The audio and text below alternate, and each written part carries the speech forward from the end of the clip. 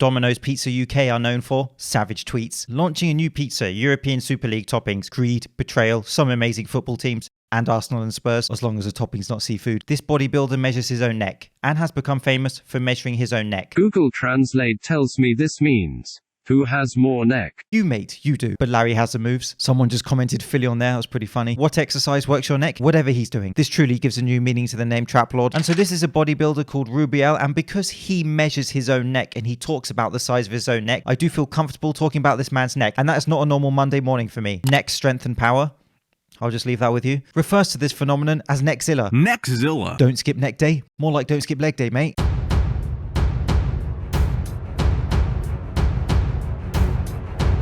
Where was the lifeguard there? About 48 pool rules broken. Strong Monster God. What a comment that is. From now on, I'm commenting Strong Monster God on every video regardless of topic. the only way that things turn out well for you is love for what you do. And that is the only generic motivational quote by a fitness celebrity that I will not make fun out of. But is anyone else thinking how this guy would do in jiu-jitsu? Can we wheel out Uriah Faber and the alpha male guillotine specialist and put them on a mat with him? Just for my entertainment. Prone incline bicep curl there. What do your arms measure? Let me answer that. Massive mate. How to do a prone incline biceps curl with Jeff Side. Is the answer loads of hair gel? Jim Stepani shows a dumbbell version. 240p. Things already blurry enough with my eyesight, but having said that, making Jim Stepani less visible is a step in the right direction. And so here's one of the latest videos from his IG, and he's doing the prone incline bicep curl there. And from an exercise science point of view, we can think about small tweaks that you can make to standard exercises. And in this case, the reason that people perform a bicep curl in this way is to create a stricter form, like my secondary school science teacher. And the buff dudes have a tutorial on it. They call it the spider curl. Not the massive spider in my bathtub that likes to sneak up on me for hilarity, but the spider curl.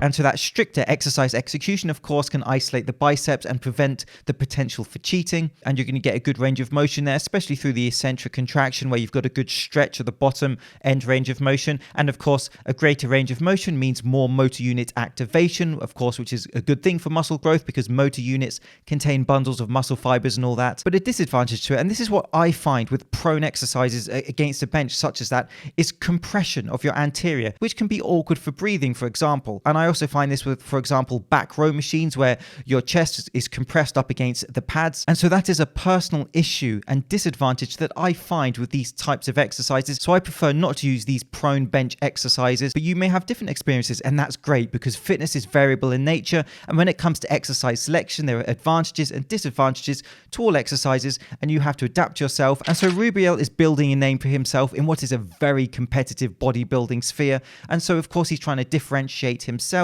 So good luck to him and all that, measuring his neck. And so let me know what you think about that. And so I'd like to take the opportunity, as I do in my videos, to thank you for watching the last video. Thank you for watching the videos on the channel. Thank you for interacting.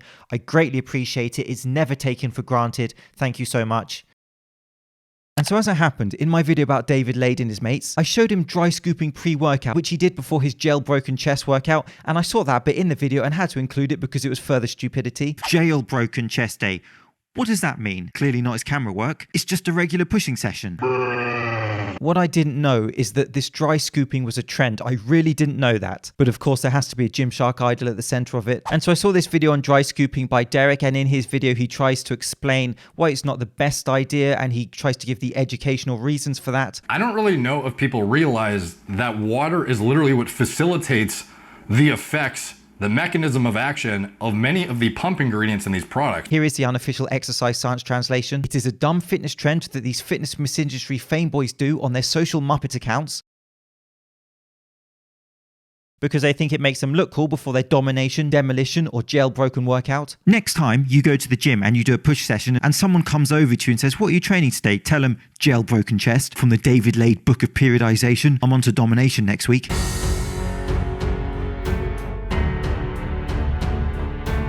And so there are an endless list of lemmings doing this on TikTok, of course, followed by the mandatory dance or the sneeze into their arm type thing, which is of course hilarious and creative video creation.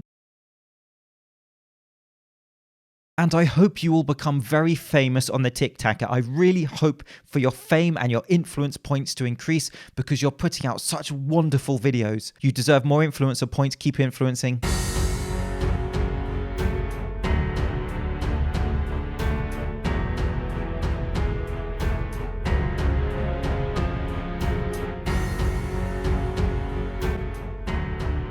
Who dances in the gym changing rooms? Rule number 1, get in and out as fast as you can. The smell dictates that.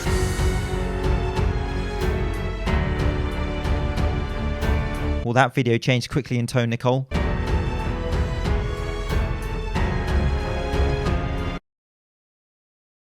Workouts and whatever else I decide to post, clearly nonsense, but 64,000 followers on the TikTok, can't argue with those statistics. And so this person gives an actual dry scooping tutorial as if there's any technique to this. So first you want to grab your pre-workout.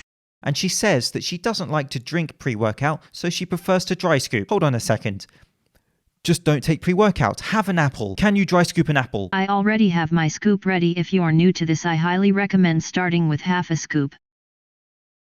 And so I know what you're thinking at this point. Dry scooping content can't get any worse. Or can it? Let's add a bang.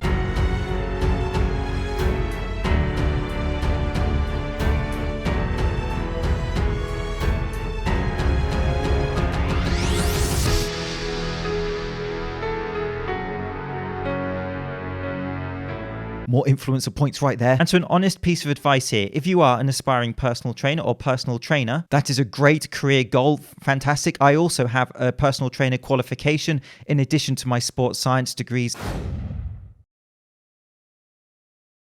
But dry scooping a pre-workout followed by loading 225s onto the bar and doing squats with your camera angled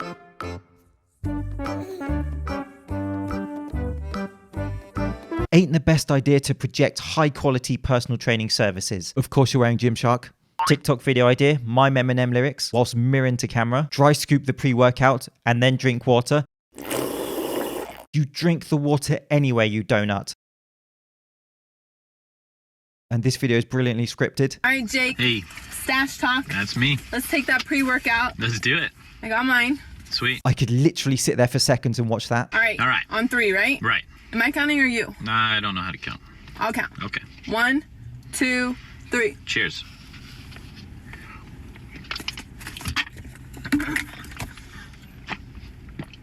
Layered, if anything.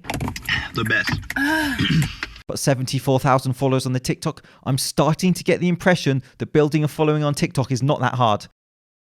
The first time you're going to dry scoop, watch this person just melt down as a human being. Why wouldn't you just mix it up? Why wouldn't you just mix it up in a cup? That's what it says to do on the back of the thing. You wouldn't muck around with other things in your kitchen. Why are you doing it with this?